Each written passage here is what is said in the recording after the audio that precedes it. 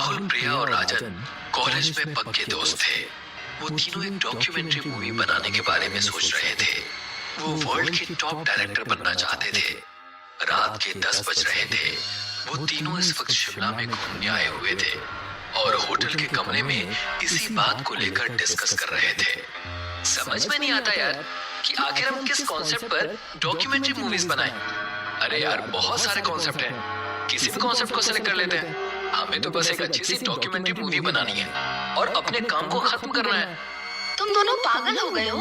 हम किसी भी बेकार कॉन्सेप्ट पर डॉक्यूमेंट्री मूवीज नहीं बना सकते, क्योंकि हमें अपनी ये डॉक्यूमेंट्री मूवीज इंटरनेशनल प्रीमियर में दिखानी है। मुझे अपना मजाक बिल्कुल नहीं उड़वाना। तो तुम कहना क्या चाहती हो?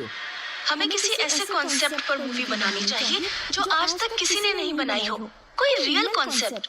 मेरे दिमाग में एक आइडिया है दोस्तों, पर पता नहीं वो आइडिया तुम लोगों को पसंद आएगा या नहीं। अब ये तो सुनने के बाद ही पता लगेगा कि हमें पसंद आएगा कि नहीं आएगा। क्यों ना हम लोग रियल घोस्ट पर एक डॉक्यूमेंट्री मूवी बनाएं। राहुल की बात सुनकर राजन और प्रिया कुछ देर तक बड़ी गंभीर मुद्रा में राहुल के चेहरे की ओर देखते रहे। अचानक वो दोनों राहुल का मजाक उड़ाते हुए हंसने लगे। तू पागल हो गया है क्या राहुल?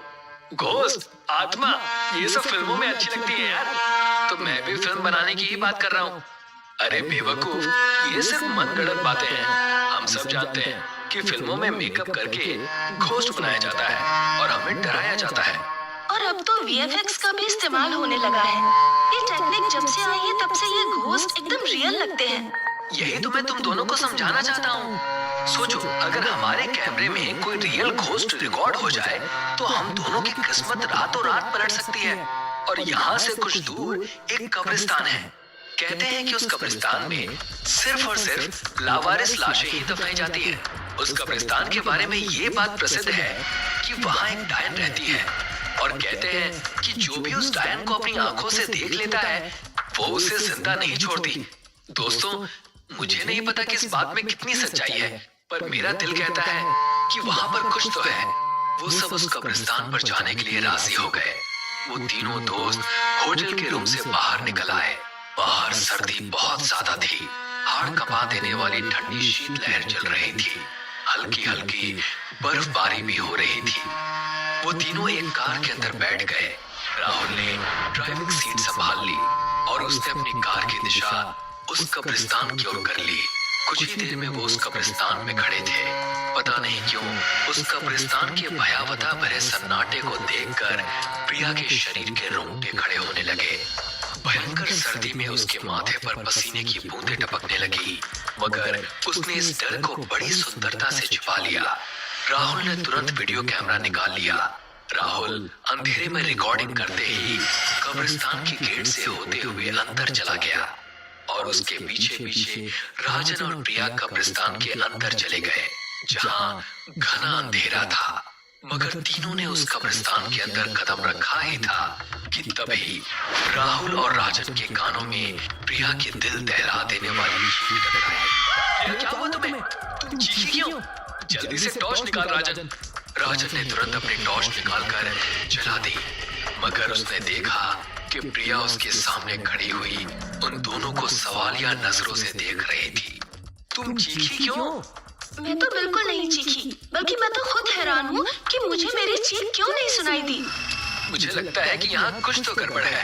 एक तो हमें यहाँ पर खुद लेकर आया और ऊपर से आप बोल रहे हैं कि कुछ गड़बड़ है। तू सिर्फ रिकॉर्डिंग कर। अपने दोस्तों के कहने पर राहुल कब्रिस्तान के अंधेरे में शूट करने लगा।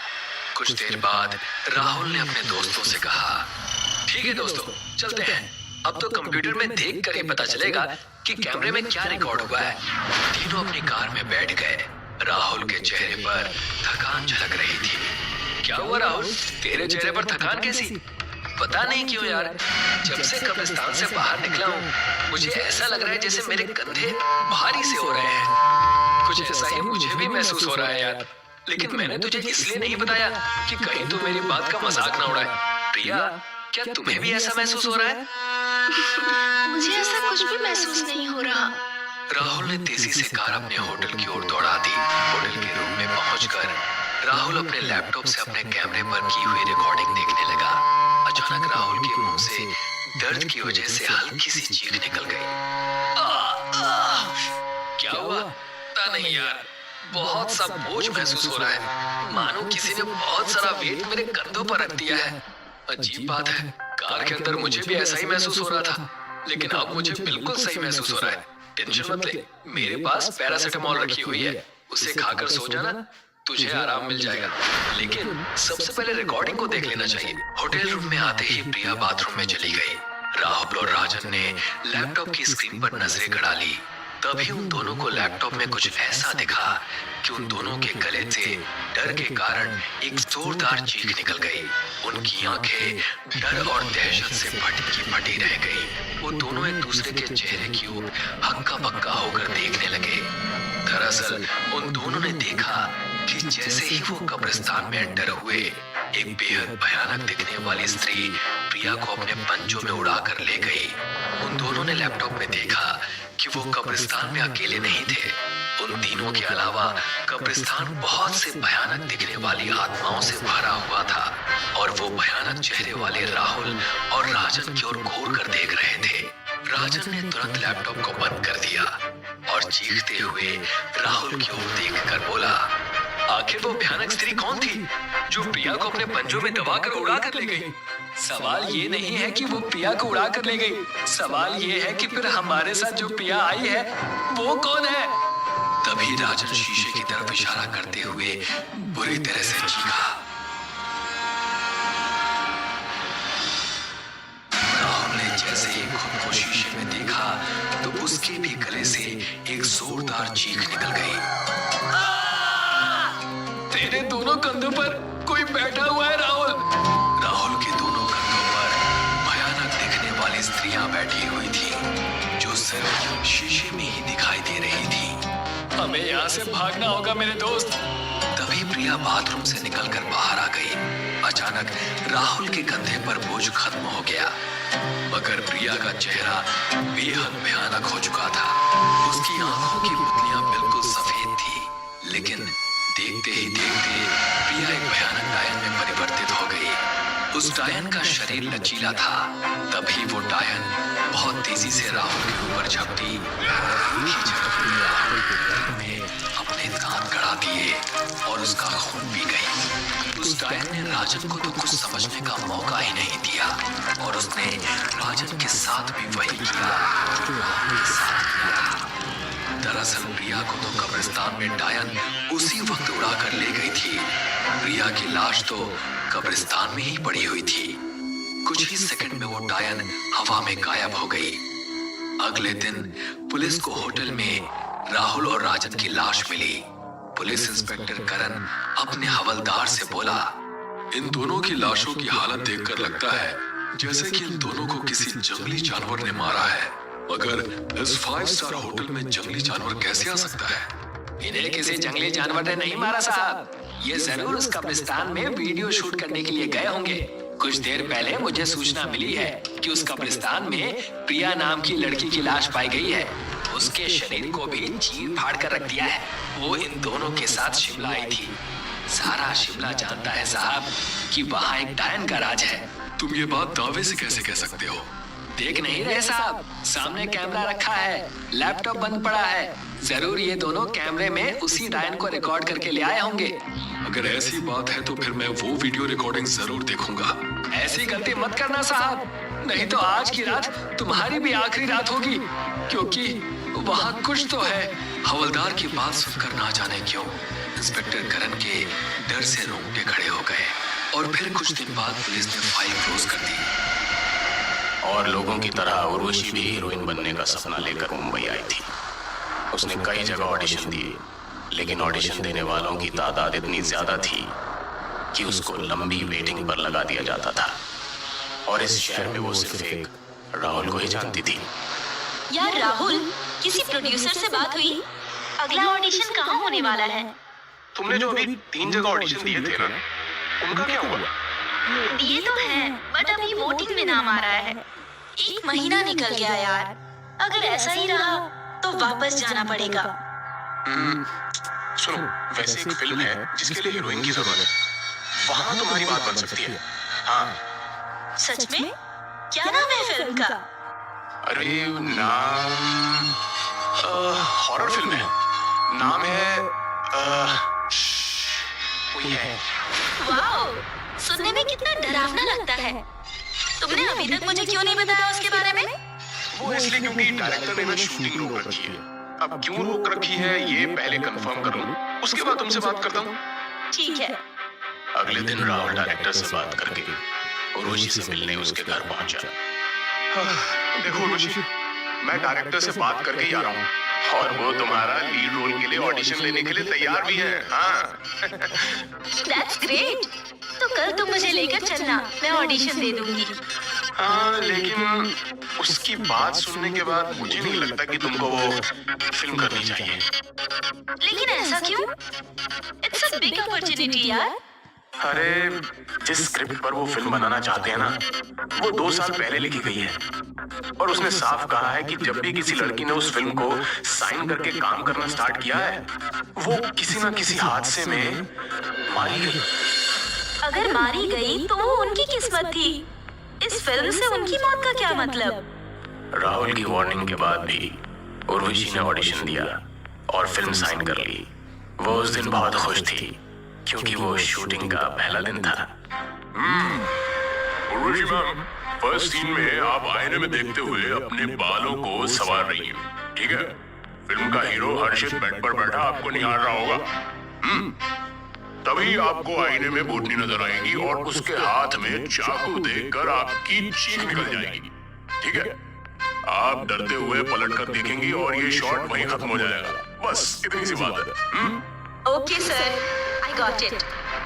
Take 1, lights, camera and action. Urvashi आईने में देखते हुए अपने बालों को संवार रही थी। हर्षित बेड पर बैठा हुआ प्यार भरी नजरों से उसको निहार रहा था। ऐसे क्या देख रहे हैं आप? देख रहा हूँ कि मैं कितना खुशनसीब हूँ कि तुम जैसी खूबसूरत लड़की मेरी बीवी है। ये सुनकर उर्वशी खुश हो गई और तभी उसको आईने में एक भयानक लड़की दिखाई दी। उसका चेहरा बिखरे हुए बालों में ढका हुआ था, लाल रंग की साड़ी पहनी हुई थी और एक हाथ में चाकू था। नाखून किसी भेड़िए के तेज पंजों के जैसे लग रहे थे। उसने अपना हाथ उठाया और उर्वशी को अपने पास बुलाने का इशारा किया। ये देखकर उर्वशी ने पीछे उसको पलट कर देखा और डर कर चीख मार दी। बहुत अच्छा शॉट था, बहुत अच्छा, बहुत बढ़िया। उसके कट बोलते ही सबने एक्टिंग रोक दी, लेकिन वो भयानक लड़की अभी भी उर्वशी के सामने खड़ी थी। तभी वहां एक लड़की आकर बोली, सर, ये क्या मजाक है? मैं बाथरूम में थी और किसी ने बाहर से लॉक कर दिया। अभी एक स्पॉट बॉय ने आकर खोला तो मैं बाहर निकली। उस लड़की को देखकर सभी लोग चौंक पड़े क्योंकि ये वही लड़की थी जो कि भूतनी का रोल करने वाली थी। अरे अगर तुम बाथरूम में बंद थी तो ये कौन है? सभी उस भूतनी की तरफ देखने लगे। उसने अपनी गर्दन ऊपर उठाई जिससे उसका भयानक चेहरा सबको नजर आया। उसे देख सभी चीख उठे।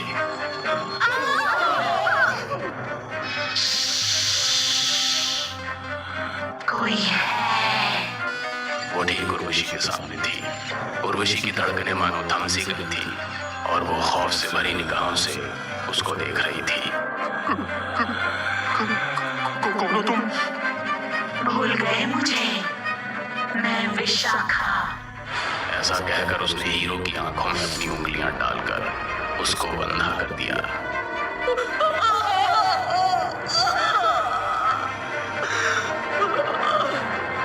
ये देखकर सभी डर गए। तेज हवाएं चलने लगी और डायरेक्टर तो मानो जैसे अपनी सुध-बुध खोकर एक मिट्टी के पुतले की तरह खड़ा रह गया था। उर्वशी भी उससे जान बचाने के लिए दरवाजे की तरफ भागी, लेकिन सेट पर लगे सारे दरवाजे अपने आप बंद हो चुके थे और कोई भी वहां से बाहर नहीं जा सकता था।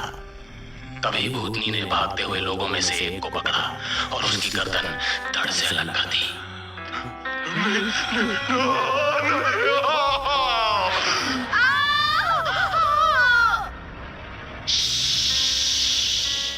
कोई है। उर्वशी इस टाइम बहुत ज्यादा डरी हुई थी। उसने सोचा भी नहीं था कि शूटिंग का पहला दिन उसके लिए इतना भयानक होगा। डायरेक्टर साहब, जरा पास तो आओ। कहाँ डरे डरे से खड़े हो? चिल्लाते हुए डायरेक्टर एक कमरे की तरफ भाग गया जिसमें कोई नहीं था। उर्वशी भी डरती हुई उससे छिपने की कोशिश कर रही थी। कौन हो तुम? क्यों सबको मार रही हो? हमने तुम्हारा क्या बिगाड़ा है? जानना चाहती हो मैं कौन हूँ? तो सुनो, मेरा नाम विशाखा है। 2 साल पहले मैं भी अपनी आंखों में एक्ट्रेस बनने का सपना लिए मुंबई आई थी। इस फिल्म के डायरेक्टर ने मुझे लीड रोल के लिए साइन कर लिया। शूटिंग शुरू होने ही वाली थी। फिर अचानक इस हर्षित ने कहा कि मैं लीड रोल के लिए ठीक नहीं हूँ। मेरी जगह अपनी किसी फ्रेंड को वो रोल करने के लिए कहने लगा। इस डायरेक्टर ने भी इसकी बात फौरन मान ली और मुझे साइन कर दिया। मुझे वो गम बर्दाश्त नहीं हो सका। मुझे मेरे सारे सपने टूटते हुए नजर आए तो मैंने इन दोनों को धमकाया कि अगर इन्होंने मेरा रोल किसी और को दे दिया तो मैं पुलिस में इनकी रिपोर्ट करूंगी। ये दोनों उस टाइम नशे में धुत थे। इन्होंने मुझे पकड़ लिया और मेरे साथ बदतमीजी करने लगे। मैं इनसे भागकर बचते हुए बालकनी में गई। वहां भी ये मेरे पीछे आ गए। मैं बालकनी से नीचे गिर गई।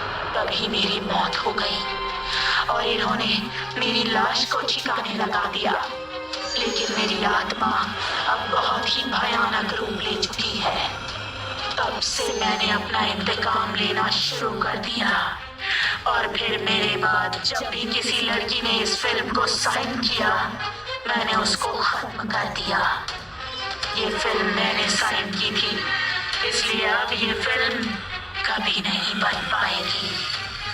तुम्हारे साथ बहुत गलत हुआ, लेकिन अब तुम अपने जैसी ही मासूम लड़कियों को मार रही हो। क्या ये सही है? मैंने भी तुम्हारी तरह हीरोइन बनने का सपना देखा है। मार दोगी मुझे भी? ये सुनकर विशाखा को अपनी गलती का एहसास हुआ और वो बोली, मेरा सपना तो पूरा नहीं हो सका, लेकिन तुम अपना सपना जरूर पूरा करोगी। इस फिल्म को तुम ही करोगी, लेकिन हीरो और डायरेक्टर ये दोनों धोखेबाज नहीं होंगे। कहकर विशाखा ने हर्षित की तरफ देखा जो कि अंधा होकर नीचे पड़ा जमीन टटोल रहा था। विशाखा उसकी तरफ धीरे से बढ़ने लगी और उसके कंधे पर हाथ रखा।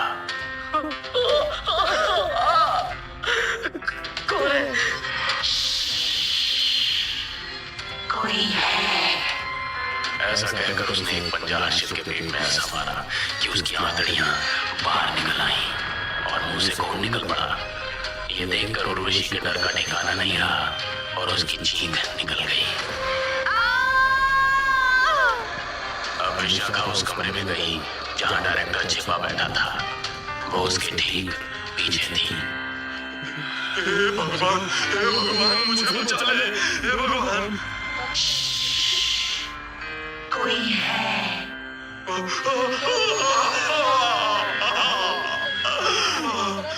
उसने पलट कर देखा तो विशाखा हाथ में चाकू लिए खड़ी थी। उसने देर ना करते हुए अपना तेज पंजा उसके पेट में मार दिया और साथ ही हाथ में पकड़ा चाकू उसकी गर्दन पर ऐसे मारा कि वो कटकर जमीन पर गिर गई।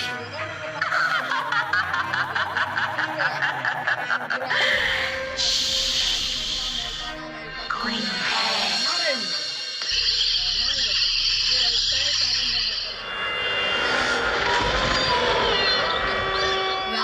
मरले आग दे आका आजाना बात इथे घर आबाते फरक है वो मायक ने ते फरक आखने जवर फेंगरी मोरे दे जगरा मरना बात इथे को फोन